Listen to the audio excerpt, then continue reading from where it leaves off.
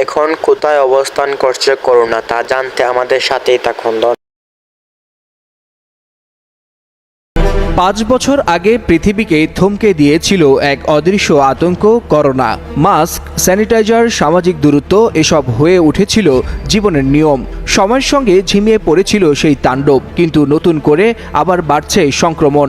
কিছু দেশে আবার শুরু হচ্ছে বিধিনিষেধ। তবে এবার ভিন্ন ভিন্ন নতুন ভ্যারিয়েন্টে আত্মপ্রকাশ ঘটেছে সেই আতঙ্কের। তাই প্রশ্ন, পৃথিবী কি আবারও ফিরছে সেই লকডাউনে?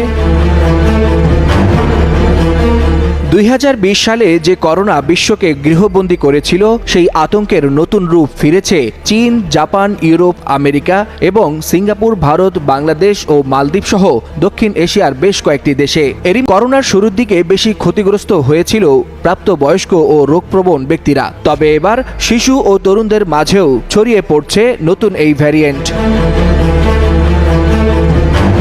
বিশ্ব স্বাস্থ্য সংস্থার সর্বশেষ তথ্যে দেখা গেছে, শুধুমাত্র গত সপ্তাহেই পূর্ব এশিয়ায় আক্রান্ত বেড়েছে উল্লেখযোগ্য হারে। চীনে নতুন ভ্যারিয়েন্টের প্রাদুর্ভাব ঠেকাতে নির্দিষ্ট কিছু স্থানে আবারও জারি করা হয়েছে আংশিক লকডাউন।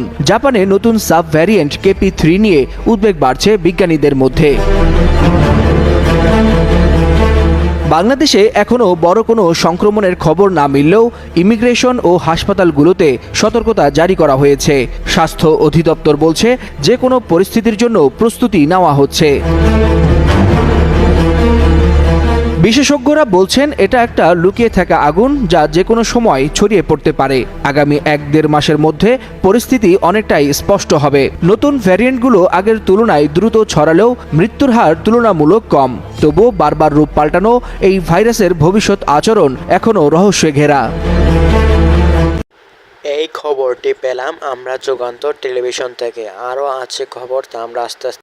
আবারও ২০২০ সালের পর নতুন করে মাথাচাড়া দিয়ে উঠছে করোনা। দেশে ভয়ঙ্কর রূপে ফিরছে এই করোনার নতুন ভেরিয়েন্ট। করোনা ভাইরাস প্রথম সংক্রমণের দিনগুলোর কথা এখনো ভুলতে পারেনি বিশ্বের মানুষ। প্রাণঘাতী ভাইরাসটির কারণে বিশ্বব্যাপী ঘটেছে অসংখ্য প্রাণহানি। কোভিডের জন্য দায়ী ভাইরাসটি শুরু থেকেই ধারাবাহিকভাবে তার রূপ পাল্টাচ্ছে। এরই মধ্যে করোনার নতুন ভ্যারিয়েন্ট সংক্রমণ বাড়াচ্ছে প্রতিবেশী দেশ ভারত সহ বিশ্বের বিভিন্ন দেশে। এর প্রেক্ষিতে বাংলাদেশ সরকারের স্বাস্থ্য অধিদপ্তর থেকে জারি করা হয়েছে সতর্কতা। জরুরি প্রয়োজন ছাড়া এসব দেশে ভ্রমণ না করার নির্দেশ দেওয়া হয়েছে।